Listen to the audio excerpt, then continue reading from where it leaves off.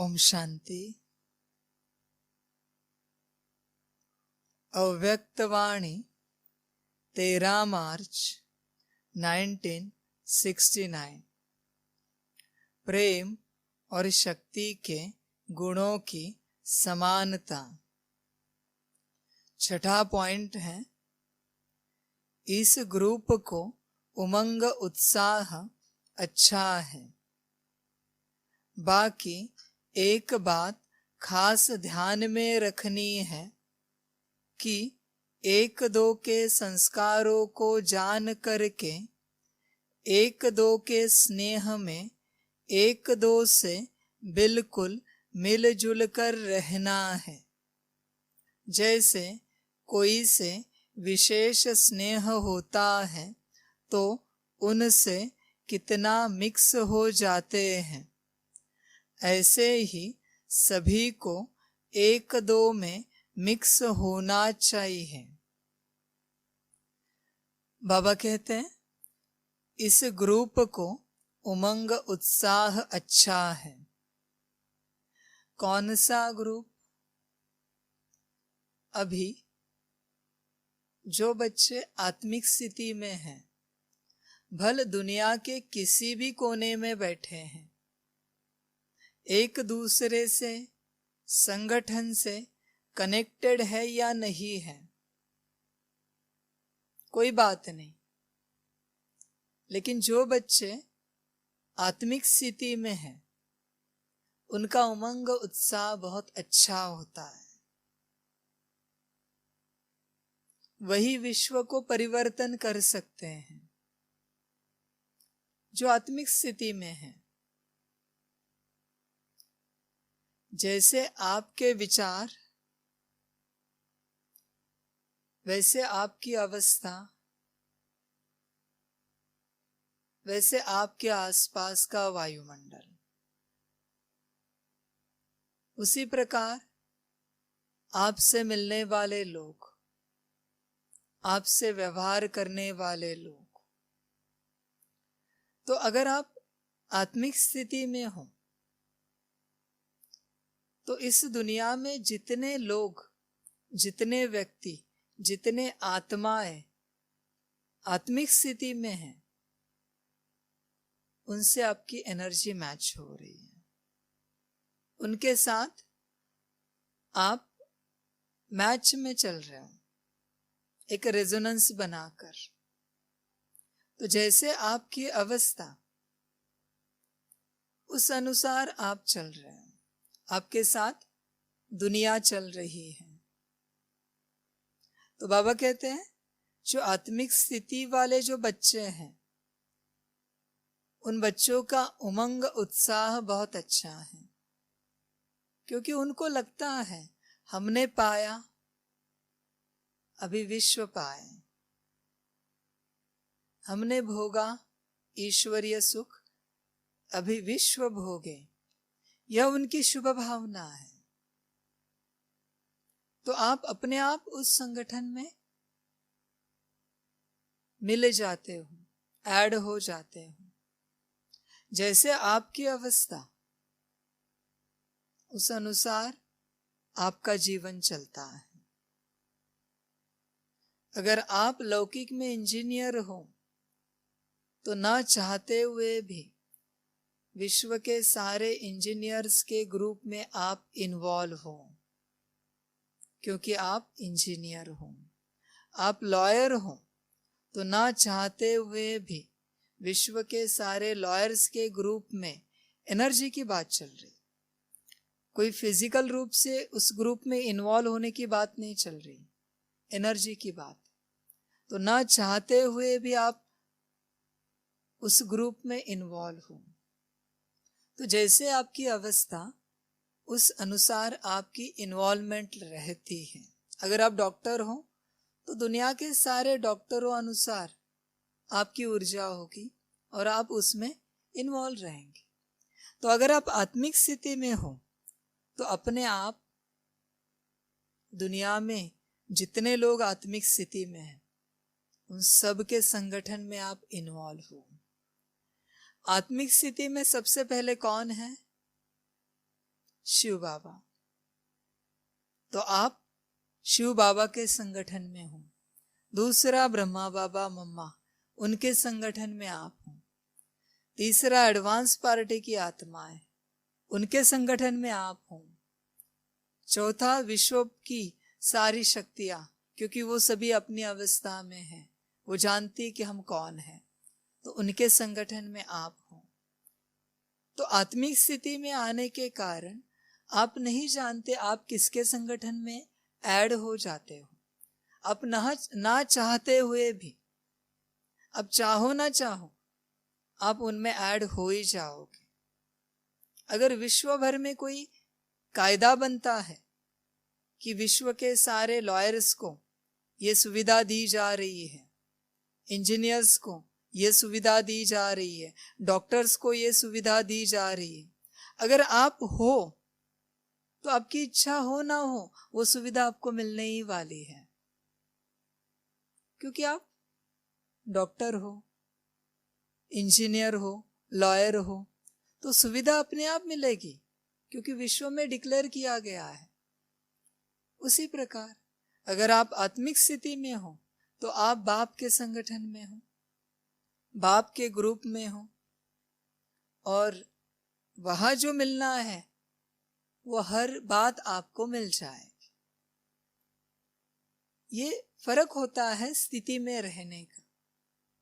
जिस स्थिति में आप रहेंगे वो प्राप्ति आपको हो जाएंगी।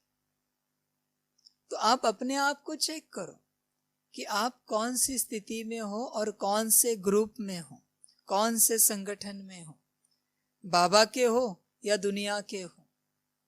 ये स्थिति की बात है, उसमें कुछ एक आसपास आके या गैदर होके कोई प्रोग्राम करने की आवश्यकता नहीं है। आप जहां भी रहो आप उस संगठन को बिलोंग करेंगे जैसे आपकी अवस्था है। तो बाबा कहता है इस ग्रुप को उमंग उत्साह अच्छा है, आत्मिक स्थिति वाले ग्रुप को। बाकी एक बात खास ध्यान में रखनी है कि एक दो के संस्कारों को जान करके एक दो के स्नेह में एक दो से बिल्कुल मिलजुल कर रहना है। बाबा कहते हैं जब साथ में है तो संस्कारों को जानना है एक दूसरे के, और स्नेह देकर मिलजुल कर रहना है। हर आत्मा का अपना पार्ट है, उस अनुसार हर आत्मा के अपने संस्कार हैं। उन संस्कारों को देखते आपको उनसे मिलजुल कर चलना है। ऐसे नहीं कि लोग आपसे मिलजुल कर चले हमेशा, कभी आपको भी उनसे मिलजुल कर चलना है। लोग ही कॉम्प्रोमाइज करें और आप ऐसे डटे रहो आपके अहंकार में कि हम मोल्ड नहीं होंगे। बाबा कहते हैं ऐसे करेंगे तो आपका नुकसान हो जाएगा, दुखी हो जाएंगे, क्योंकि हर आत्मा के अपने संस्कार हैं। पास्ट लाइफ में कौन सा पार्ट था, क्या था, उस अनुसार संस्कार है। तो हर किसी को समझ करके चलना है। कोई यहाँ नीच नहीं, कोई ऊंच नहीं है, सभी एक समान है। पार्ट कॉन्शियसनेस में नहीं जाना है कि मैं फलाना हूं या फलानी हूं, वो तो एक पार्ट है। आखिर आप एक आत्मा हो, भले आपके संस्कार अभी बहुत ही दिव्य हो और किसी के उससे विपरीत हो, तो आपके दिव्य संस्कारों का भी आपका पार्ट है, और किसी के विपरीत होना वो भी उसी का पार्ट है। ये ज्ञान होना बहुत जरूरी है। तो बाबा कहते हैं कि एक दो के साथ रहते कैसे रहना है, संस्कारों को जानकर स्नेह से रहना है। संस्कारों को जानना माना क्या, कि आप जिनके साथ रहते हो उनको क्या अच्छा लगता है और क्या अच्छा नहीं लगता, ये आपको पता होना चाहिए। कभी कभी किसी किसी को हम मजाकिया मोड में कुछ भी बोल देते हैं, लेकिन आपको पता होना चाहिए कि सामने वाले को मजाक अच्छा लगता है या नहीं लगता। भल आपको कितना भी अच्छा लगता हो, लोग आपका कितना भी मजाक कराए, आपको भल कुछ ना लगता हो, लेकिन ऐसी दुनिया नहीं है। जितने प्रवृत्ति उतने वृत्ति, जितने वृत्ति उतने प्रवृत्ति। और कहते कि जितने प्रकृति उतने वृत्ति, माने जितने लोग हैं इस दुनिया में उतनी वृत्तियां हैं। तो जो आपको अच्छा लगता है वो सभी को अच्छा लगे कह नहीं सकते। किसी को 10 बार मुरली करना अच्छा लगता हो तो किसी को 10 टाइम योग करना अच्छा लगता होगा। तो आपको जो अच्छा लगता है वो आप दूसरे के ऊपर थोप नहीं सकते। तो यही है संस्कारों को जानकर चलना, समझकर चलना। जब संस्कारों को जानकर समझकर चलेंगे तो क्या होगा? किसी को दुख नहीं मिलेगा। आपको पता होगा, हाँ इनको यह बात अच्छी नहीं लगती, इनको यह बातें बहुत अच्छी लगती हैं, तो क्या होगा? दुख नहीं होगा किसी। आपको पता चलेगा किसके सामने कौन सी बात करनी है। बाबा कहते हैं बहुत जरूरी है, और संगठन में स्नेह बहुत जरूरी है। अगर स्नेह नहीं है तो कोई मतलब नहीं है संगठन का। संगठन स्नेह से ही बंधता है, चलता है। स्नेह ही सब कुछ है संगठन के लिए। स्नेह के बिना संगठन नहीं है। तो बाबा कहते हैं मिलजुल कर रहना है। मिलजुल कर रहना माना क्या? समझ कर चलना, समझ कर चलना। बाबा आगे कहते हैं जैसे कोई से विशेष स्नेह होता है तो उनसे कितना मिक्स हो जाते हैं। अगर आपका किसी के साथ विशेष स्नेह है, कहते हैं ना दुनियावी प्यार, पति पत्नी का विशेष स्नेह है, या कहते कि पिता के साथ माता के साथ अच्छा प्यार है, बच्चों के साथ अच्छा प्यार है, तो कितना मिलजुल कर चलते हैं। उसी प्रकार सभी से चलना है। अगर आपका विशेष स्नेह किसी के लिए है और किसी और के लिए कोई स्नेह नहीं है तो वो अज्ञान है। ज्ञान कहता है सभी के लिए समान स्नेह होना चाहिए। किसी के लिए कम और किसी के लिए ज्यादा होगा तो आप अटक जाएंगे। फिर यह सिद्ध होगा कि आपने कोई ज्ञान नहीं उठाया है, आपने कोई ज्ञान नहीं लिया है। सबके लिए समान स्नेह। फिर आपके हिसाब से वो अपना हो या पराया हो, सबके लिए समान स्नेह। सबसे बहुत अच्छे से प्यार से चलना है। बाबा कहते हैं मिलजुल कर चलना है। देखिए संगठित रूप से कोई कार्य करने से संगठन एक नहीं होता या संगठन बड़ा नहीं बनता। बड़ा कार्य करने से भी संगठन बड़ा नहीं बनता। उस संगठन में स्नेह कितना है, इस आधार से संगठन बड़ा या छोटा गिना जाता है। कार्य कर रहे विश्व कल्याण का, विश्व परिवर्तन का, लेकिन स्नेह बिल्कुल नहीं है एक दूसरे के बीच में, तो कौन सा कार्य करेंगे? विश्व को शांति की राह दिखा रहे हैं और खुद अशांति में चल रहे हैं सभी। विश्व को सुख की राह दिखा रहे हैं लेकिन एक दूसरे को दुखी करके चल रहे हैं। तो कौन सा स्नेह है, कौन सा संगठन है, कौन सी शांति, कौन सी सुख की राह है? बाबा कहते हैं जैसे कोई किसी से विशेष स्नेह है ऐसे सभी से हो। बाबा का सभी से समान स्नेह है, समान स्नेह सभी बच्चों से, वैसा आपका हो सभी से। अगर आपके जीवन में कोई विशेष है, अगर आपके जीवन में स्नेह के लिए कोई विशेष है, तो आपसे विश्व कल्याण नहीं हो सकता। इस बात को बुद्धि में पक्का कीजिए, क्योंकि आप खुद ही फंसे हुए हो। आप दूसरों को क्या मुक्त करोगे? ये समझ की बात है। इसलिए सभी के साथ बाबा कहते समान स्नेह होना चाहिए। अगर आप स्व कल्याण और विश्व कल्याण करना चाहते हो, सभी के साथ एक समान व्यवहार होना चाहिए। सभी को अपने माता और पिता समझ के उनके साथ व्यवहार करना, तो आपको पता चलेगा सबके साथ कैसे व्यवहार करें।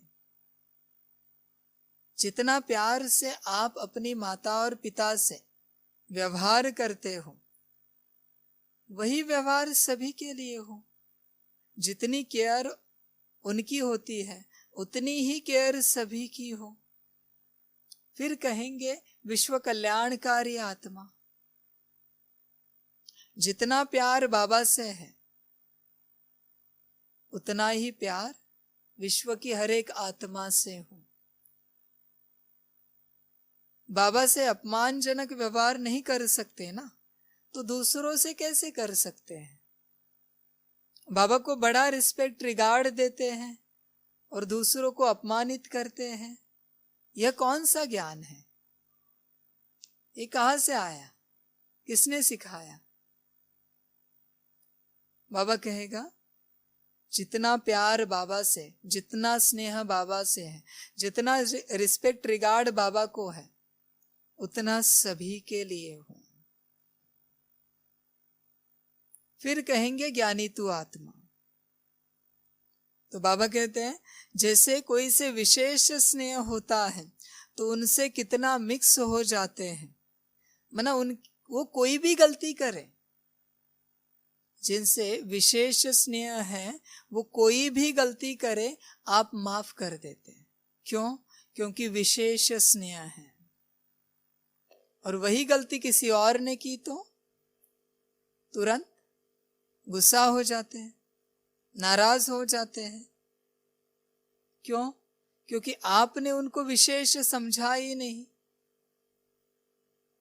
कभी नहीं समझा।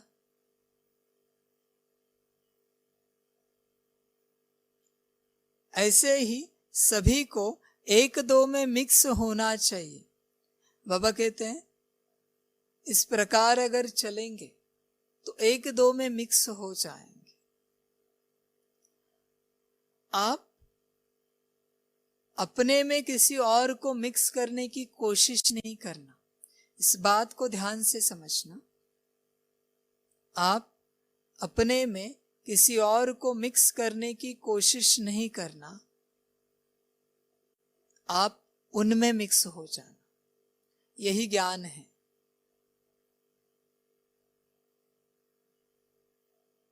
ज्ञान क्या कहता है? मोल्ड होना है, मोल्ड नहीं करना है किसी और को।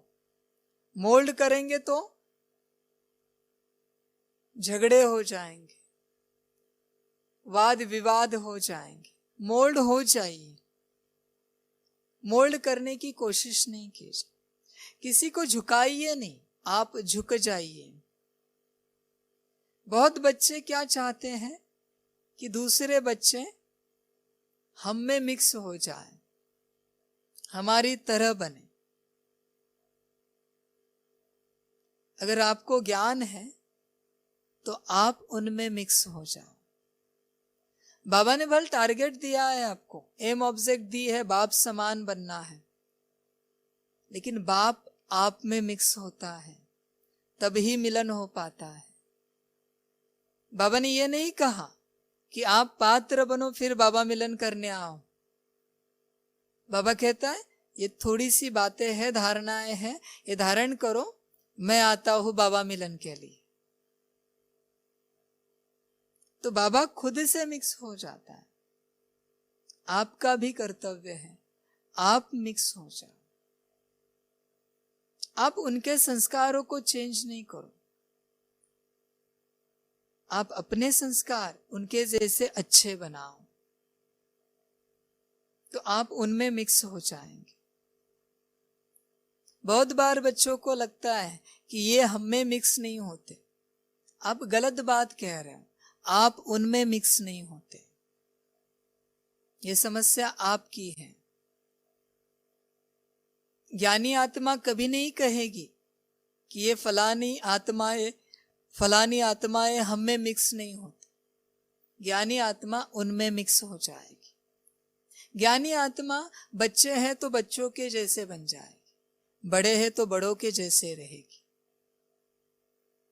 ये ज्ञान के लक्षण हैं, ये ज्ञान का प्रमाण है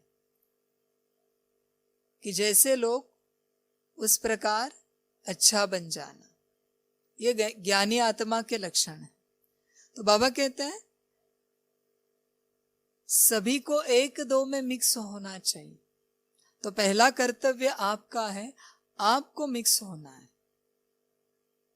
आप यह अपेक्षा नहीं रखो कि कोई उठकर आपको गुड मॉर्निंग करे, आप उनको करो। वो करे ना करे, आपको अगर लगता है कि कोई आपको गुड मॉर्निंग करे तो क्या उनको नहीं लगता होगा? स्वाभाविक है। तो अगर आप ज्ञानी हो तो आप करो। विदेश में अनजान व्यक्ति भी सुबह सुबह एक दूसरे को मिलते हैं, देखते हैं तो गुड मॉर्निंग करते हैं।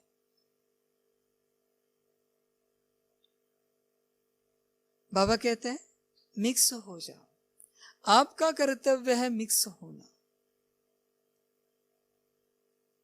जब कुमारियां ऐसा शो करके दिखाएंगी तब फिर और भी कुमारियां सर्विस करने के निमित्त बनेगी। बाबा कहते हैं आपको ऐसा शो करना है कि सभी में मिक्स होना है। सभी को ऐसा लगना चाहिए कि ये हमारे हैं। जैसे बच्चों को लगता है कि बाबा मेरा है। बच्चा ये नहीं देखता कोई भी कि मैं कैसा हूं, कैसी हूं। नहीं, मैं जैसा हूं, जैसी हूं, बाबा मेरा है। क्यों? क्योंकि बाबा सभी में मिक्स हो जाता है। दादियों के लिए भी लगता है ना कि दादियां हमारी है। क्यों लगता है? क्योंकि वो सबकी बनती है। बाबा भी वही कहते हैं आपको कि सभी को लगना चाहिए कि आप उनके हों। जब ऐसा शो करेंगी, ये प्रमाण अध्यात्म का आपके चलन से सबको दिखेगा, तब और भी कुमारियां सर्विस करने के निमित्त बनेगी, और भी बच्चे ज्ञान में आ जाएंगे और विश्व सेवा करेंगे। हर किसी को चेक करना चाहिए कि हम कितना मिक्स होते हैं सभी के अंदर। अपने को चेक करो। आप तेल हो या पानी हो, चेक करो।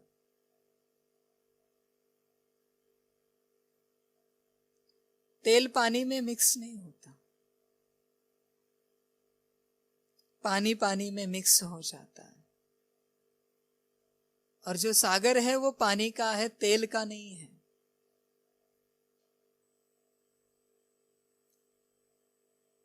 तो अपने को मिक्स कीजिए। तेल माना क्या है? अपने संस्कारों को पकड़ कर रखना।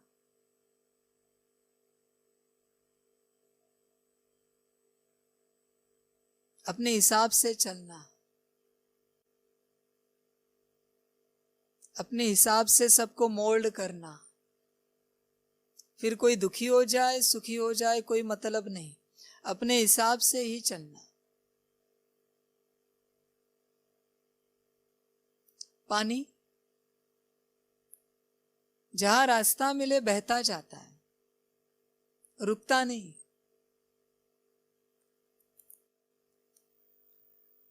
तो ये समझने की बात है।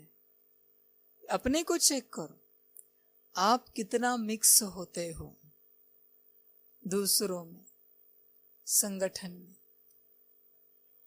हाँ, है आपकी ऊंच धारणाएं, है आपका ऊंच ज्ञान, है आपकी ऊंच सेवा, लेकिन अगर आपको संगठन में मिक्स होना नहीं आता तो क्या करेंगे ऐसी धारणाओं का, ऐसे ज्ञान का, ऐसी सेवा का। बाबा ने कभी कहा है कि मैं ऊंच हूं, मैं इतना महान हूं, मैं इतना श्रेष्ठ हूं, मैं कैसे मिक्स हो जाऊं आपके अंदर, आप सबके अंदर कैसे आ जाऊं? कभी कहा है? बाबा आया ना, मिक्स हुआ ना, तो आपको मिक्स होने में क्या समस्या है? अपने को चेक करो। बाबा से ऊंच तो आपकी धारणा नहीं है ना, अगर हो तो नहीं होना मिक्स, और अगर नहीं हो तो बाबा मिक्स हो रहा है तो आपको भी मिक्स होना चाहिए। यह आपका कर्तव्य है। यह ज्ञानी तो आत्मा के लक्षण है, उसको अपने आप समझ आएगी कि हम कहाँ एडजस्ट हो रहे हैं, कहाँ नहीं हो रहे, और वो हो जाता है।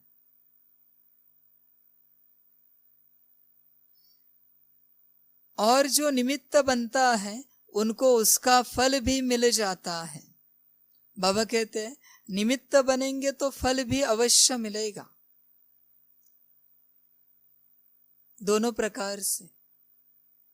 अभी आप किस बात के लिए निमित्त बनते हो आपके ऊपर है। किसी के पतन के लिए निमित्त बनते हो या किसी के उत्थान के लिए निमित्त बनते हो, चेक करो। आप अपने कर्मों से किसी को बिगाड़ रहे हो या अपने कर्मों से, वाणी से किसी को सुधार रहे हो, चेक करो आप किसके लिए निमित्त बन रहे हो। निमित्त शब्द बहुत छोटा है, लेकिन जहां जहां लोग आपको देख रहे हैं वहां वहां आप निमित्त बन रहे हो।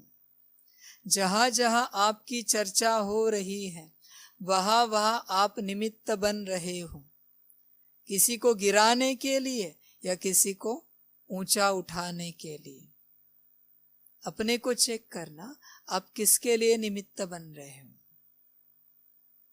अपने कर्मों को देखकर, अपने वाणी को देखकर अपनी खुद ही चेकिंग करना, तो जिसके लिए निमित्त बनेंगे उसका फल अवश्य मिलेगा। अभी बनना आपके हाथ में। आप शोकेस हो अनेक कुमारियों को उमंग और उत्साह उन्नति में लाने की। बाबा कहते आप बच्चे शोकेस हो, सभी को उमंग, उत्साह और उन्नति में लाने की। आप अगर सदा मौज में रहेंगे, सदा खुश रहेंगे, वाणी बड़ी मीठी होगी, प्यारी होगी,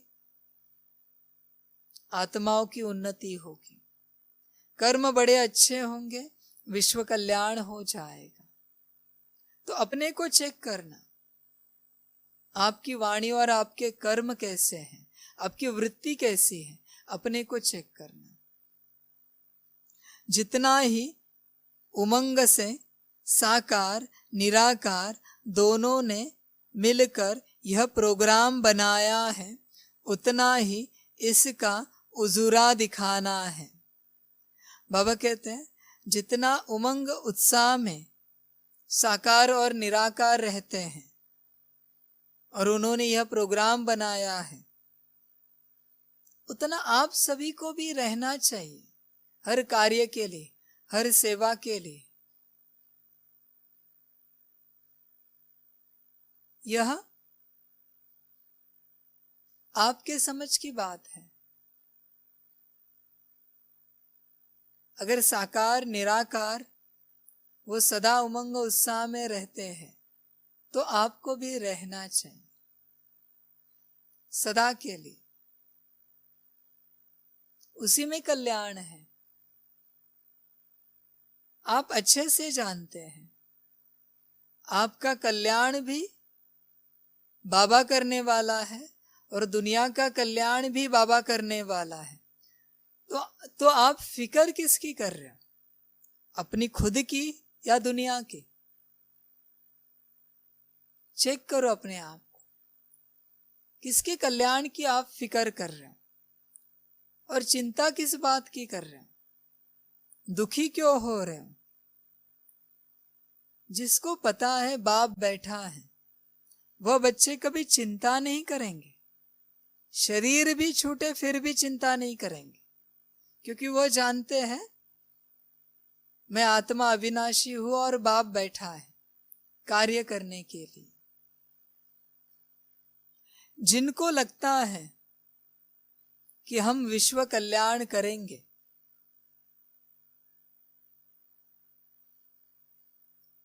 उनसे कभी विश्व कल्याण नहीं हो पाएगा, क्योंकि उनका अहंकार बोल रहा है हम विश्व कल्याण करेंगे। वो कभी अपना स्व कल्याण भी नहीं कर सकते। जिनको लगता है बाप बैठा है सब करने के लिए, हम निमित्त मात्र हैं, उसको जैसे जिस प्रकार विश्व कल्याण करना है कराना है कर ले, उनका स्व कल्याण भी हो जाएगा और उनके द्वारा विश्व कल्याण भी हो जाएगा। इसलिए बाबा कहते हैं आपका परम कर्तव्य है खुशी में रहना, मौज में रहना, उमंग उत्साह में रहना, न कि चिंता करना स्व प्रति और विश्व प्रति। विश्व का भी वही होगा जो मंजूर खुदा होगा और आपका भी वही होगा। आपका कुछ अलग नहीं होगा, जो मंजूर आप होगा। आपका भी मंजूर बाबा होगा, खुदा होगा, और दुनिया का भी मंजूर बाबा होगा, खुदा होगा। और यह सब मंजूर ड्रामा में लिखा हुआ है, इसलिए फिक्र की कोई बात नहीं है, चिंता की कोई बात नहीं है। तो आप सदा उमंग उत्साह में रहो, मौज में रहो, खुशी में रहो, यही आपका परम कर्तव्य है। सभी को सुख देते रहो। कई कुमारियों की उन्नति के निमित्त बन सकती हो। बाबा कहते हैं कई आत्माओं के उन्नति के निमित्त आप सभी बन सकते हो, अगर आप उमंग उत्साह में रहेंगे, खुशी में रहेंगे, मौज में रहेंगे। अपनी आध्यात्मिक जीवन को चेक कीजिए। कभी आपको किसी ने यह सवाल पूछा है कि आप इतना खुश क्यों रहते हो सदा के लिए? आपकी इस आध्यात्मिक जीवन यात्रा में कभी किसी ने आपको सवाल पूछा है क्या? चेक करो कि आप इतना खुश क्यों रहते हो। अगर किसी ने पूछा है ना, तो वो अपने आप ज्ञान में आ जाएगा आपका आंसर जानकर। लेकिन अगर किसी ने भी अभी तक आपको यह सवाल नहीं पूछा है, इसका मतलब आध्यात्मिक जीवन में आपको जो पाना था वो अभी तक आपने पाया ही नहीं है। अध्यात्म का उद्देश्य है खुशी, मौज, आनंद। समाधि दुख की नहीं होती, समाधि अवस्था में आनंद की अवस्था होती है। तो अगर आध्यात्मिक जीवन में आपने आनंद नहीं पाया है तो आपका जीवन व्यर्थ है। ये समझ की बात है। कभी कोई एक आत्मा, एक व्यक्ति तो पूछे कि आप इतना खुश कैसे रहते हो, निश्चिंत कैसे रहते हो। कभी तो आपका व्यवहार ऐसे दिखे, निश्चिंत वाला, खुशी वाला, बेफिक्री वाला, कभी तो दिखे। तो बाबा कहते हैं जब आप ऐसे रहेंगे तो आप सबके उन्नति के निमित्त बनेंगे।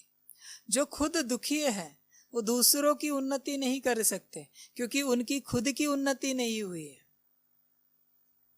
दूसरों की, दुनिया की, विश्व की उन्नति करने के लिए आपको पहले अपनी उन्नति करनी पड़ेगी, अपना विकास करना पड़ेगा, अपने आप को सुखी करना पड़ेगा। अगर आप खुद ही दुखी हैं तो दूसरों को सुख कहाँ से दे सकते हैं? आप खुद ही परेशान हैं तो दूसरों को शांति कहाँ से दे सकते हैं? ये समझ की बात है।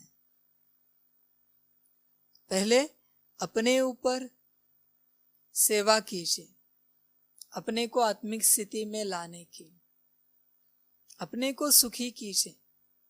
अपने को सुखी करेंगे तो दूसरे अपने आप सुखी हो जाएंगे, आपको देखकर ही सुखी हो जाएंगे। अपनी हम जीन्स को गिरने से बचा सकती हो। बाबा कहते हैं आपके जो साथी सहयोगी हैं उन सभी को गिरने से बचा सकती हो। तो आपका कर्तव्य है उमंग उत्साह में आना, खुशी में आना। ऐसी खुशी नहीं जिसमें लोग दुखी हो जाए। दूसरों को दुख देकर आप सुखी नहीं हो सकते कभी। दूसरों को अशांत करके आप सुखी नहीं हो सकते। अगर आपसे कोई अशांत है, आपसे कोई दुखी है, तो आप कभी सुखी नहीं हो सकते, शांत नहीं हो सकते, शांति को प्राप्त नहीं कर सकते। जीवन में कभी किसी की बद दुआएं नहीं लेनी चाहिए। लेनी है तो दुआएं लो और दुआएं दो, बद दुआएं नहीं लो।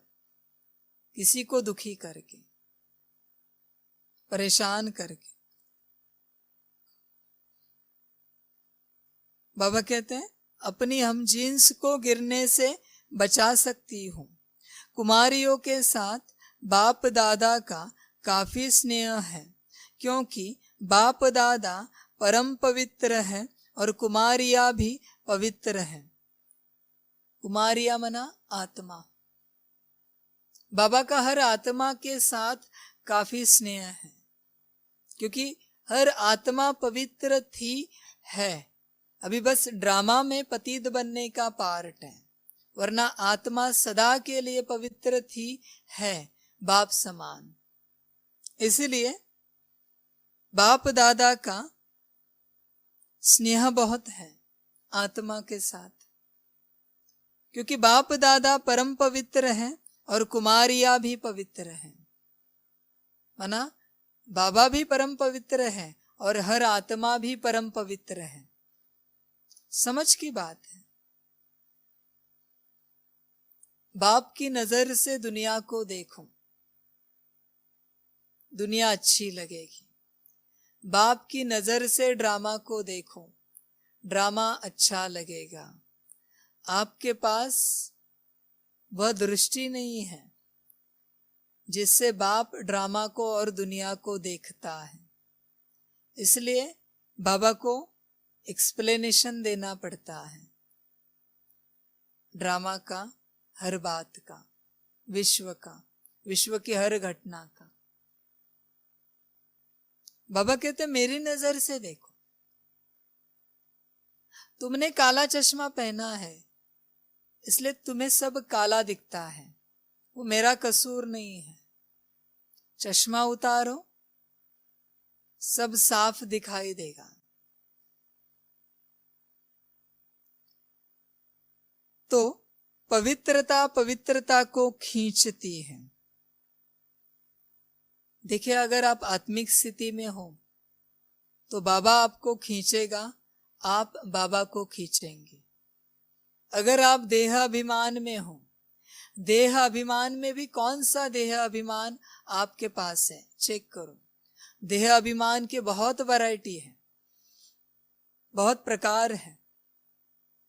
किसी का शरीर सुंदर है और उसके देह अभिमान में है, तो इस दुनिया में जो शरीर की सुंदरता का देह अभिमान वाले लोग हैं उनके संगठन में आप हो।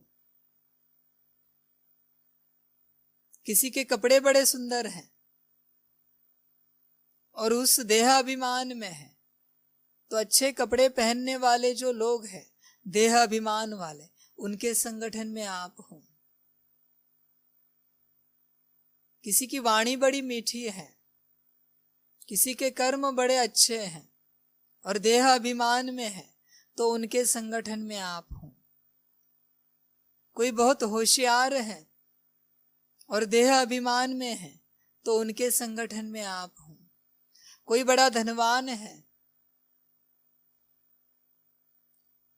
और उसी धन को लेकर आपको देह अभिमान है, तो उस संगठन में आप हो।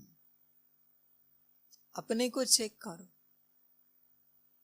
देह अभिमान में अगर आप हैं तो आप दुनिया के संगठन में हैं, और अगर आत्मिक स्थिति में हैं तो बाबा के संगठन में हैं। इसलिए पवित्रता पवित्रता को खींचती है। सार यही है, आपकी जैसे स्थिति वैसे लोगों की एनर्जी आप तक पहुंच रही है पूरे दुनिया से। अगर आपकी स्थिति आत्मिक स्थिति है तो बाबा की एनर्जी आप तक पहुंचेगी, आपकी एनर्जी बाप तक पहुंचेगी। अपने को चेक करते रहना, आपकी अवस्था क्या है, स्थिति क्या है, उस अनुसार इस दुनिया में आपको बांटा जाएगा कि आप कौन से संगठन के हो। तो बाबा कहते हैं अपने को चेक करो, आप आत्मिक स्थिति में रहते हो या बॉडी कॉन्शियसनेस में रहते हो। किसी भी प्रकार का बॉडी कॉन्शियसनेस, ऐसे अनेक प्रकार है, पद पोजीशन का हो, नाम मान शान धन का हो, अनेक प्रकार हैं बॉडी कॉन्शियसनेस के। आप किस में हो चेक करो। जिसमें आप हो ड्रामा आपको वहां पहुंचा देगा। किसी को कुछ कहने की बोलने की जरूरत नहीं है। अगर आप आत्मिक स्थिति में हो तो आप बाबा के पास पहुंच जाएंगे, बाबा के साथ पहुंच जाएंगे। अगर आप बॉडी कॉन्शियसनेस में हो तो जो स्थान आपके लायक है वहां आप पहुंच जाएंगे। जो सुविधाएं आपके लायक है वो सुविधाएं आपको मिल जाएंगी। जो लोग आपके लायक हैं वो लोग आपको मिल जाएंगे।